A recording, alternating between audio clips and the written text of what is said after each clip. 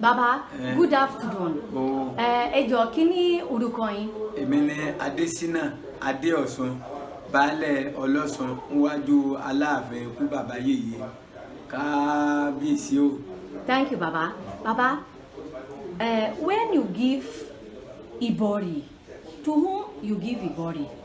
Pé tẹ́ bá fẹ́ bọ orí pé bó ni ẹ ti bọ. Pé orí mi sì mi débi tí orí rere o. Orí inú mi kó má bà ti òde jẹ́. Orí inú òòta kó má bà ti inú náà jẹ́ o. Ẹsẹ̀ mi sì mi débi rere o. So, what is he saying? That's saying for the need to give orí for the something you can say orí inú mi you cannot spoil it to the outside. Outside you cannot spoil it to the inside. Inside you cannot spoil it to the leg. For me, the follow in life. So, when you give the body to the head, so you are saying to give to the ori inside, not to spoil the outside and the leg. Yes. So, how many oris you have? Orí mélòó ni ń bẹ? Orí inú, orí òde, ẹsẹ̀ How mẹ́ta. Meta. So you have 3 ori. He said it's three from orí òde, orí inú, orí Ẹsẹ̀ mi. for the leg. Pronto. Baba, Yeah.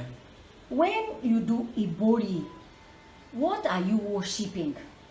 Pé tẹ́ bá fẹ́ ṣe ìbọrí èwo ni ṣé orí lẹ fẹ́ ṣe àtúnṣe rẹ̀?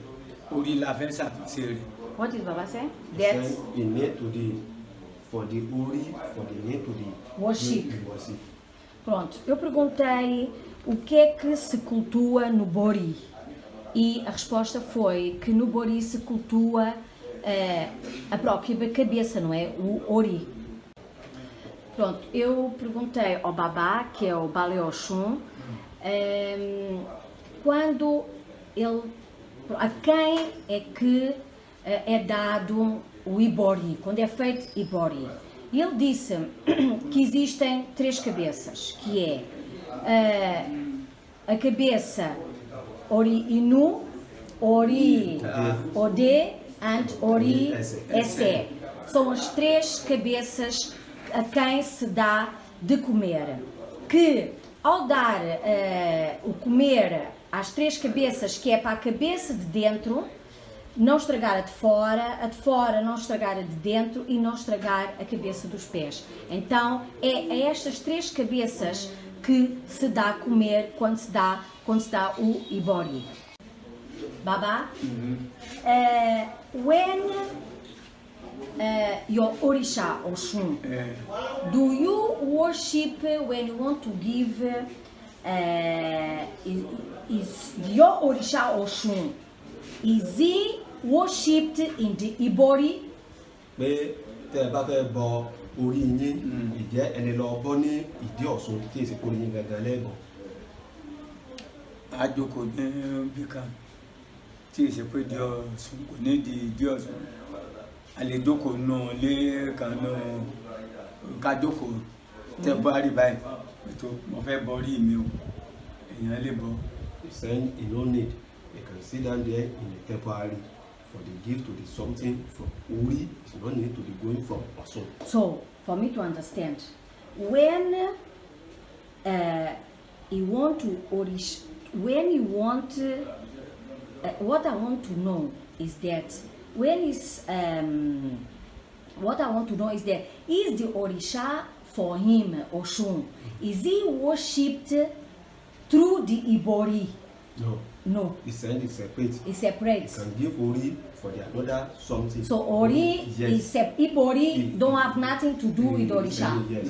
Pronto, a pergunta foi: o Orixá da pessoa é cultuado no Ibori?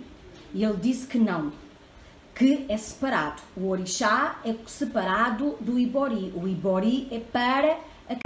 Is necessary to do Ile Ori. Pé ṣé dandan ni kọjá pé kéèyàn ní ilé orí. Kò sí dandan bẹ́ẹ̀. Così? Kò sí. He said no need. Pronto, eu perguntei se era necessário fazer Ile Ori. Ele diz que não é necessário. Babá, Inside the Ile Ori, is there any okuta? Besi okuta kankan. No okuta? No okuta. Pronto, eu perguntei se dentro do Ile Ori se existe okuta. Ele diz que não existe okuta. Baba?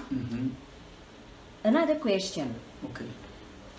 For example, when somebody have the Ile Ori, okay, and that person die, what happens to the Ile Ori?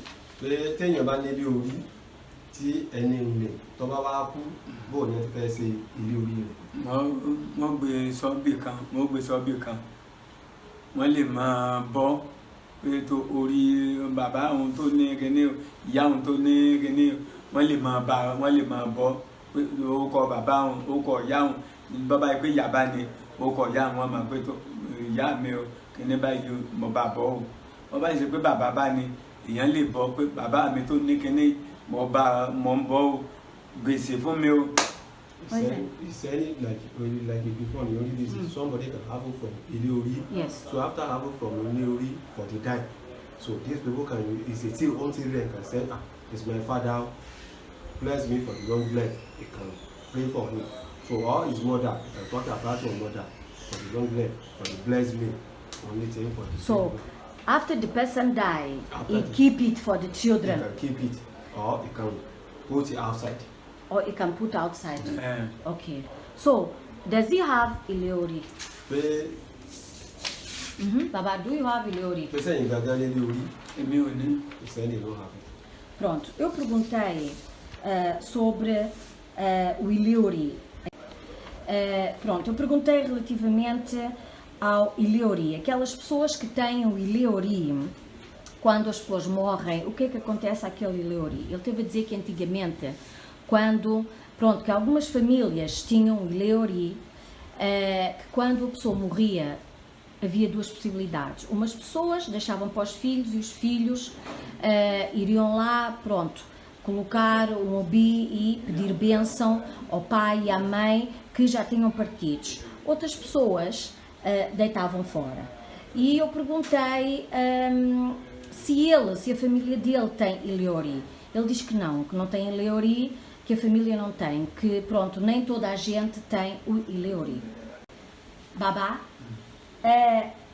can somebody ask questions to his own Ori? Pé so ṣe káwọn èèyàn béèrè nǹkan nípa orí. Is it possible? Pé bóyá èèyàn fi bóyá lẹ́fẹ̀ẹ́ èèyàn bàjẹ́ ni o téèyàn wá sọ òdì tó bí o sì sọ fún èèyàn wípé bí ìgbésí ayé rẹ ti rí yìí o pẹ̀lú orí rẹ ni o èyí tó lè ṣe sí. Is it possible? Oh, possible. It's possible. And how? Pé bí igbó lèèyàn fi lè mọ̀. Téèyàn bá ti sọ obì téèyàn bá sọ obì nítorí ń bá wí lèèyàn ò fi mọ̀ bó bá ti pé ó bá yàn tó bá pé bóyá nǹkan kan ló gbà lọ́wọ́ èèyàn ni pé tó bá ti lọ sí kíní báyìí o orí rẹ yóò jà fún ọ. What have I said? He said he can ask it from Ori. So after Ori said, it's possible. It's possible. You need to give to the something for the end, like kenika. So Ori can help you. And how do you make Obi. You use Obi Yes, to ask your own questions? Ok. Pronto, eu perguntei ao Babá se a pessoa pode consultar o seu próprio Ori. Ele disse que sim, se pode consultar o próprio Ori. E eu perguntei-lhe como. Ele disse que pode consultar com o Obi, que pode fazer perguntas ao próprio Ori. Babá, é chegando. Okay. Thank you.